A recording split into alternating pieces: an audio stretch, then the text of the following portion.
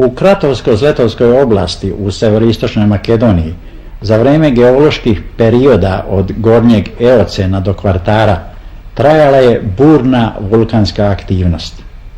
To je imalo za posljedicu bogatstvo u rudama, ruda se ovdje kopa još od antičkih vremena, i zanimljiv reljef ovog kraja. Tako se, na primjer, mjesto Kratovo smjestilo tačno u krater ugašenog vulkana, kao da je u nekom levku. 1979. godine snimili smo tamo, u stvari na području opština Kratovo i Probištip, 3 emisije. Vidjet ćemo sada jednu od njih, nazvali smo je Lesnovo, jer je u njoj dosta prostora posvećeno čuvenom manastiru tog imena. Inače, sadržaj je raznolik. Ima svega od iskopanih ćupova punih starih zlatnika do savremene industrije, kao što je fabrika Idnina iz Kratova. Nadam se da događaji zbog kojih se o njoj u posljednje vrijeme dosta pisalo nisu uticali da se ugasi ona peć koja neprekidno gori već 20 godina.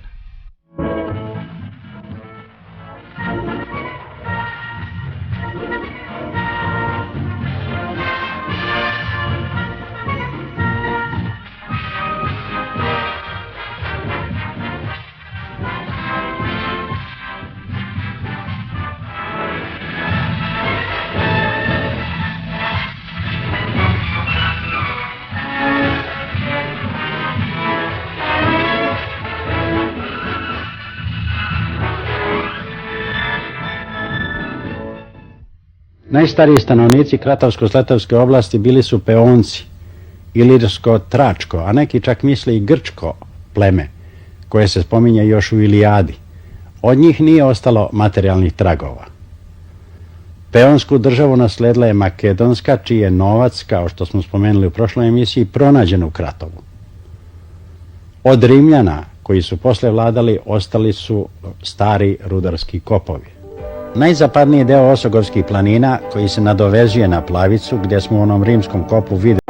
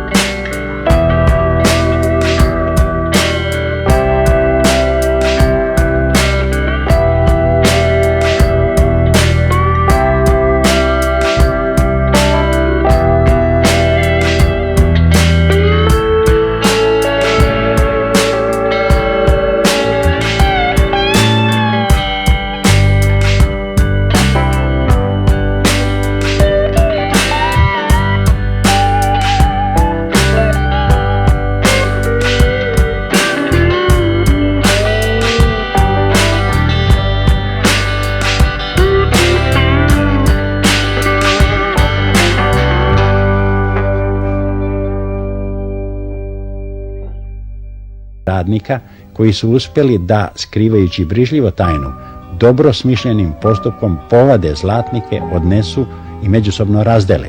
Onda su dali otkaz u rudniku i vratili se svaki u svoje selo. U ovim krajevima, naročito u Kratovu, prilikom kopanja temelja za kuće, često su pronalažene skrivene dragocenosti, naročito zlatnici. Čuvani su u porodici i s vremena na vrijeme prodavani. Međutim, kad su se na raznim stranama počeli pojavljivati zlatnici približno iste starosti, povedena je istraga. Bilo je prošlo 2 godine od pronalaska. Spaseno je 148 zlatnika koji se sada čuvaju u Skopskom muzeju. Nije isključeno da ih je bilo i nekoliko hiljada. Možda je ipak više ljudi učestvovalo u nalazu, a možda je bilo i više nalaza. Zlatnici potiču iz vremena ona ista 3 vizantijska cara kao i bronzani novci. S jedne strane Dukata je lik vladara sa njegovim imenom i napisom na latinskom Dominus Noster Patria Augustus, a s druge napis Victoria Augustorum Nostrum i oznaka da je novac izrađen u Carigradu, gdje su isključivo kovani zlatnici za razliku od bronzanog novca koji je poticao iz različitih kovnica. Najviše je zlatnika iz vremena Justinijana I, za čije je vlade novac sigurno zakopan. Bilo je to sredinom 6. veka kad su se prva slovenska plemena počela naseljavati u Makedoniji. Najverovatnije je da se radilo o novcu za isplatu vojnika, odnosno blagajni tvrđave koja je prilikom nailaska varvara skrivena s namjerom da se izvadi kad ratna opasnost prođe, ali ostala je pod zemljom punih 1400 godina. Odavno je iskopan ćup sa zlatnicima, na Crnom vrhu i dalje kopaju. Vulkanski kamen Silex koji se ovdje vadi nema vrednost zlata, ali najtvrđi je kamen pa zato jedan od najvrednijih. Služi u različitim industrijama, a neophodan je gdje je štetna upotreba gvožđa kao u industrijama keramike i porcelana i za mlevenje nemetalnih mineralnih sirovina. Isporučuje se već prema namjeni u različitim oblicima. Zbog velikog sadržaja silicijumovog dioksida, kratovski Silex ima tvrdoću 7 po Mohsovoj skali, prema kojoj je najveća tvrdoća koju je posjedio samo dijamant 10. Uporedna ispitivanja su pokazala da ima veće kvalitete od Silexa iz Konga, koji je smatran za najbolji na svijetu. Kolika je vrednost Silexa najbolje ilustruje ovaj primjer. Isplatilo se platiti transportne troškovi iz Savezne Republike Njemačke da bi se ovaj industrijski niski kamen reparirao, na mjesto oštećenja odsekao deo i pomoću specijalnog lepka nadomjestio novi. Slično izgledaju kamenovi proizvedeni u fabrici veštačkih brusova i dnina iz Kratova. Ovo je uvozna sirovina za proizvodnju brusova, zeleni silicijum karbid, veštački proizveden mineral. On se melje u različitim granulacijama da bi se dobio prah, osnovna masa od koje se prave brusovi. Od ove mase se formiraju različiti oblici brusnih kamenova za industrijske potrebe. Kad je fabrika Idnina osnovana 1958. smatralo se da će se osnovna sirovina dobiti preradom kvarca sa Crnog vrha. Međutim, ispostavilo se da su za taj postupak potrebne ogromne količine električne energije koje nije bilo na raspolaganju, pa se sada ta sirovina uvozi. Ukoliko se jednog dana električna energija obezbedi, ovdje se može proizvoditi sirovina ne samo za sopstvene potrebe, nego i za druge fabrike brusova u Jugoslaviji, koje je sada također uvoze.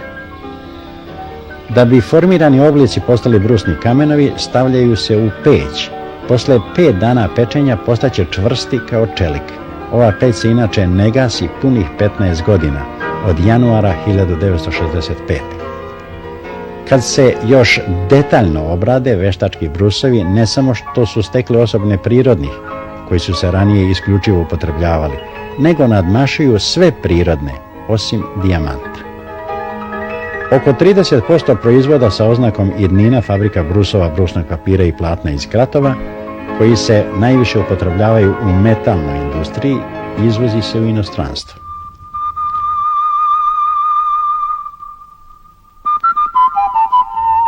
Najzapadniji deo Kratovske opštine karakterišu besputni predeli, često vrlo neobičnog izgleda. Ovuda protiče kriva reka, jedna od 2 ovog imena u našoj zemlji, druga je u Srbiji. Ova izvire na severnoj padini Osogova i posle toka od 70 km uliče se u Pčinju. U pejzažu se oslikava vulkanska prošlost kraja. Na prilazima sela Konjuh, iznad krive reke uzdiže se lanac grebena, čija imena Željkarnik, Kapica i Kaliman ne zvuče tako čudno kao što im profil izgleda.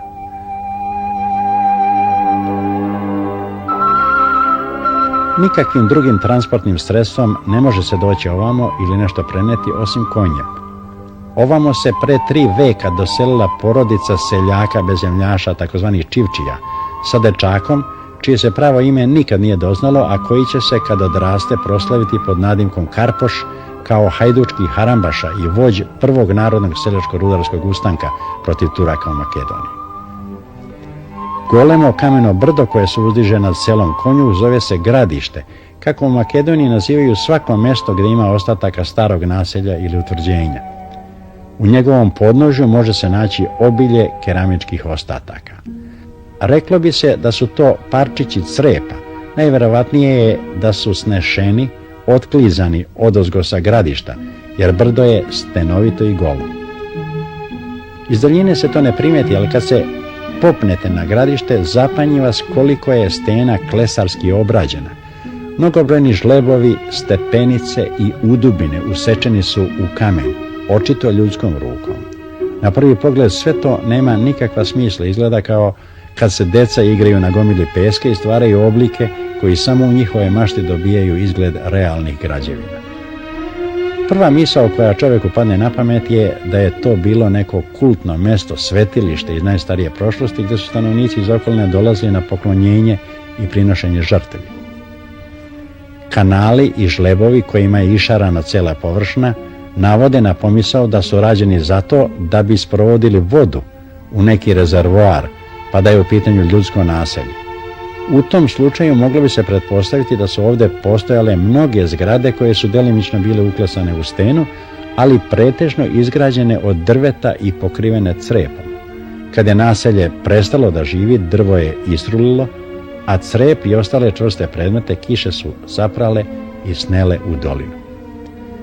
Istoričari i arheolozi nisu još proučavali ovo mjesto, pa zato nema ni naučno postavljenih pretpostavki o njegovom životu u prošlosti. Ali postoji mišljenje da je to bio Akropolis, gornji utvrđeni grad u vrijeme kasnorimske civilizacije.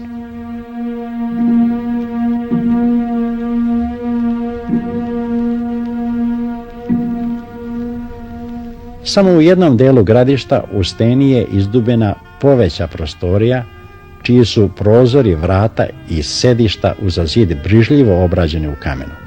Moglo bi to da bude odaja za sastanke i većanja, ali i hram nekog predhrišćanskog kulta. Utvrda, ili šta je već bilo na ovom brdu, morala je biti sedište nekog većeg naselja ili grupe manjih koji su živjeli u ravnici. Slučajni pronalasci delova zidova u obližnjem selu Dimonci i još ponegdje to potvrđuju. Velike komplekse zapuštenog zemljišta u selu Konjuh otkupio je poljoprivredni sektor rudarsko-industrijskog kombinata Silex iz Kratova. Sejat će se tu žitarice i saditi voće.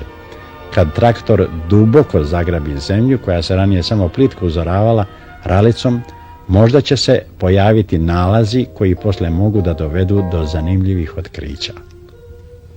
1919. godine u Konjuhu seljaci su na mjestu gdje je iz zemlje virilo nekoliko obrađenih kamenih oblika otkopali delove građevine za koju se poslije ispostavilo da je crkva, rano hrišćanska bazilika, jedna od prvih na našem tlu, građena vjerovatno u 6. veku. Imala je pravougaonu osnovu koja je sa istočne strane završavala polukružnim prostorom gdje je bio oltar. Delovi zidova i dekorativnih stubova ostali su na mjestu, dok se mnogobrojni pronađeni fragmenti kamene plastike čuvaju u Skopskom muzeju. Crkva ovakvih dimenzija i izrade mogla je da nikne samo u blizini značajnog naselja. Moglo bi se pretpostaviti da su oni objekti gore na Gradištu već bili izgubili na značaju kad je ona podizana. Srušena je vjerovatno u 8. veku. Selo Šopsko Rudari, koje se prema istoku nastavlja na Konjuh, na izgled se ne razlikuje od ostalih sela u ovome delu Makedonije. Kuće su opkoljene velikim domaćinskim dvorištima i obično okićene vencima crvene paprike. Među mnogobrojnim posudama ispred njih za hranu i vodu živine primećuju se i korita izdubena u kamenu, a pronađe se i poneki razbijen pitos, jedan od onih ćupova u kakvim su u antička vremena čuvale namirnice. Pred kućom pana Grozdanova je džinovski pitos, koga je pre više od 1 veka iskopao ded sadašnjeg domaćina. U porodici se čuvalo predanje da je u njemu bilo proso, i da su kokoši pojele ono što su pre 1500 godina prastanovnici ovih krajeva želeli da sačuvaju, da bi, kad prođe ratni vihor, zamesili hleb. Pitos je, kažu, pronađen negde na ovom području, nedaleko od stene Pešter. Seljak je, kopajući njivu, na vreme zapazio ivicu posude od pečene gline i brižljivo otkopao ćup, nadajući se da su u njemu zlatnici. Pešter je potpuno gola stena i na nju se, izuzev ponekad dokonih pastira, retko kopenje. Zato su toliko dugo ostali neotkriveni tragovi boravka ljudi na njoj. Kako je uspon po glatkoj kamenoj stramini gotovo nemoguć, prilazilo se kroz uske procepe između stena, pa se zato lako mogao sprečiti dolazak nepoželjnih gostiju. Na mnogo mjesta primjećuje se da je stena klesana, ali nije jasno u koju svrhu, izuzev jednih stepenica koje vode do golemog udubljenja, neke vrste natkrivene terase. Sa spoljne strane prema dolini imala je prirodnu ogradu koja je predstavljala odličan grudobran. Ko je i kada živeo na ovoj steni, zasad je tajna. Još nije bilo ni pokušaja da se ona odgone. Sad ćemo preći na suprotnu stranu, nekoliko kilometara jugoistočno od Kratova, gde je spomenik iz kasnijih vremena, o čijem poreklu znamo mnogo više. Iako je Lesnovo, o njemu je reč, u prošlosti bilo čvrsto povezano sa Kratovom, sada je na teritoriji jedne nove opštine, čije je sedište u Probišću.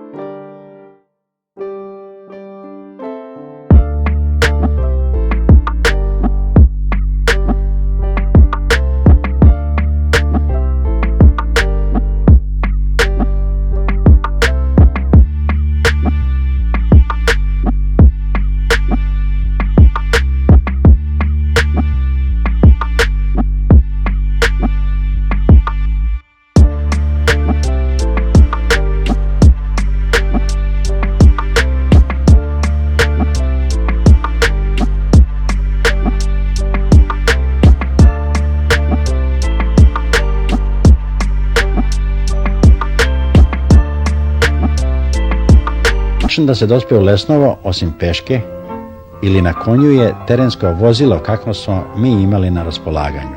Usput smo sretali meštane iz sela Drevena kako putuju konjem na način koji se pripisuje Crnogorcima. Čovek jaše, a žena vodi konja. Nosili su decu lekaru i navodno ženi bi bilo teško da drži dvoje dece.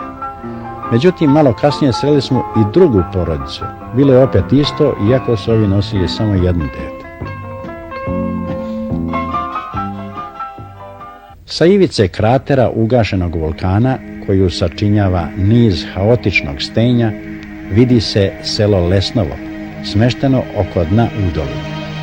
Zemlja je ovdje mršava i stanovnici su se generacijama bavili jednim retkim zanimanjem, o čemu ćemo kasnije govoriti. U selu, koje nikad nije imalo više od nekoliko stotina žitelja, postoje 4 groblja. Kao posljedica neke iskonske podvojenosti, svaka porodica sahranjuje svoje mrtve isključivo u jedno groblje, iako to obično nije ono koje im je najbliže. Samo poneko suvo stablo bresta podsjeća na nekadašnji les, gustu šumu, po čemu je selo dobilo ime. Staro drveće potpuno je odomrlo i sadašnji zasadi Crnogorice su novi gosti na ovom tlu. Ime Lesnovo pročulo se ne po selu, nego po manastiru tog imena. Istoričar Konstantin Jiriček nabraja ga među manastirima koji su postojali već u 11. veku, a to je u saglasnosti sa predanjem da ga je osnovao isposnik Gavrilo Lesnovski. Sadašnju crkvu podigao je 1341. godine moćni feudalac cara Dušana, despot Jovan Oliver. To je jedan od najvećih i najlepših arhitektonskih spomenika te vrste u nas. Osnova građevine sa upisanim ravnokrakim krstom, krovna konstrukcija i fasada na kojoj se smenjuju kamen i opeke ređaju u dekorativne motive meandra, odlike su arhitekture vizantijskog stila, čiji je crkva uzoran predstavnik.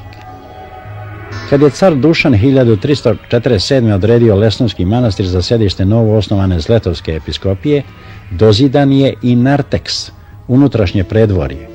1588. godine o trošku kratovskog građanina, bogatog zakupnika rudnika Nikole Pepića, izgrađena je i spoljna priprata od kamena sa krovnom konstrukcijom od drveta. Srušena je u naše vreme jer se smatralo da odudara od stila prvobitne građevine. Gornji deo crkve sačinjavaju tamburi sa kupolama pokrivenim olovom, koga je uvijek bilo u izobilju iz kratovskih rudnika i talionica, pa nikad nije prokišnjavalo, ali to nije jedini razlog što su vrijednosti u crkvi izuzetno dobro sačuvane. Ako bolje pogledate, primijetit ćete polumesec ispod krsta. To je za vreme turske vlasti bio znak pokroviteljstva, otprilike ono što danas predstavlja ploča sa napisom "Objekat je pod zaštitom države". Kameni prag između predvorja i crkve izlizan je od koraka vernika,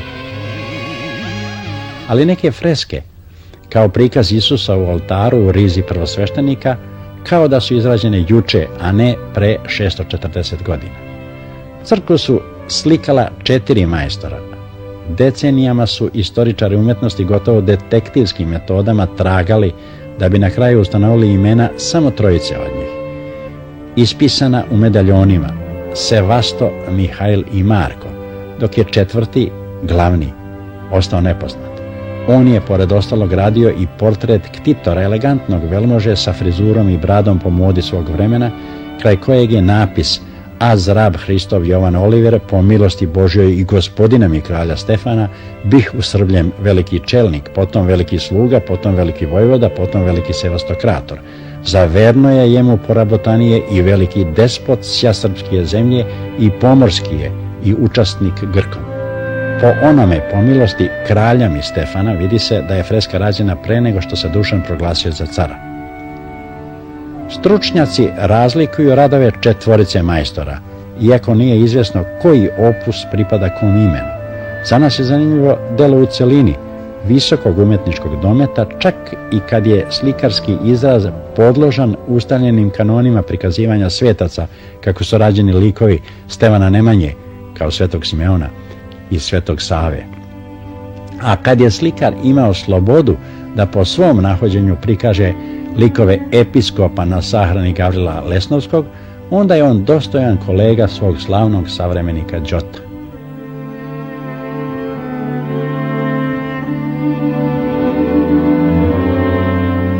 Portret cara Dušana u priprati prava je psihološka studija moćnika. Kad je slikan ovaj deo crkve, Dušan je imao 40 godina i već je 2 godine bio car. U istorijskoj literaturi širom sveta lik najmoćnijeg vladara srednjovekovne srpske države predstavljen je reprodukcijom ovog monumentalnog portreta. Da Lesnovo nije tako nepristupačno i zabačeno, ova freska koja predstavlja Svetog Jovana Preteču sa krilima, već bi sigurno stekla popularni naziv Crveni anđeo i možda bi bila na glasu kao Beli anđeo iz Mileševe. Stereotipni repertoar religioznih tema nije sprečio slikare da se okušaju u prikazivanju opšte ljudskih osjećanja. Slikajući Bogorodicu, umjetnik jedanputa daje studiju tuge, a drugi put mu je to prilika da izrazom brige na njenom licu sublimira pojam materinstva. Neki detalji kao što je da se dete igra u vojcima majčine kose nagoveštavaju slobodu prikazivanja običnih ljudskih osobina koju će doneti tek renesansa. Dosta fresaka može se svrstati u žanr slikarstva. Scene iz svakodnevnog života za nas su posebno interesantne jer pružaju sliku o našim krajevima u srednjem veku. Evo kako je izgledao motel onog vremena, mehana na drumu, u kojoj se gosti krepe dok ih zabavljaju putujući svirači. Ilustracija pasusa "Slavite Gospoda" uz igru iz 149. psalma Davidovog daje nam priliku da vidimo uz kakve se instrumente u ono doba igralo, to su citra i bubanj, i šta se igralo. Stručnjaci bi verovatno prema ovoj slici mogli zaključiti koje poznato kolo vodi poreklo od ove igre.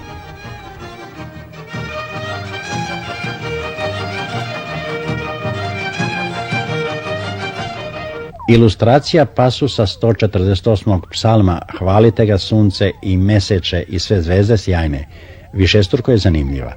Vidimo simbole sazvežđa u zodijaku, blizance, ovna, bika i druge, ali i sunca i mjeseca, čiji bi prikaz Denikin uzeo kao nesumnjiv dokaz da su u prošlosti astronauti iz drugih svjetova posjećivali Zemlju.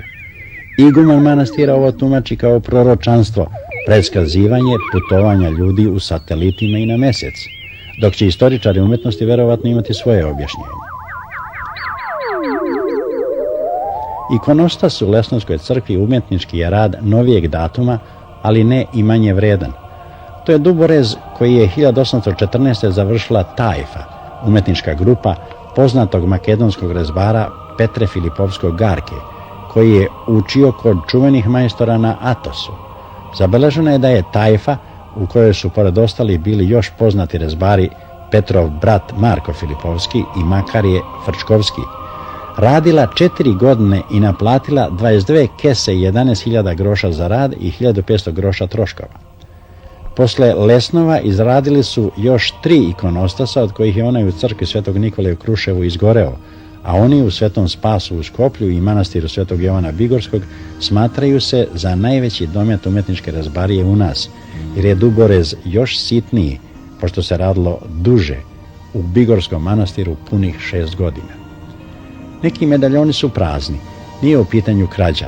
Ti reljefi su ušli u sastav jedne izložbe koja je posle Skoplja i Beograda već bila u Londonu, a stići će u Tokio i New York. U prostranom manastirskom krugu oduvijek je pulzirao život. Najpre što je ovdje bilo središte Zletovske episkopije, a posle što je Lesnovo bilo žiža narodnog otpora protiv Turaka. Prema jednoj sultanovoj zapovesti iz 1618. godine, lesnovski kaluđeri ne samo što su sarađivali s hajducima, nego su i sami išli u oružane akcije. Zazidana su tajna vrata koja su bila prikrivena zelenilom, kroz koja se u slučaju potrebe neopaženo moglo izići iz manastira.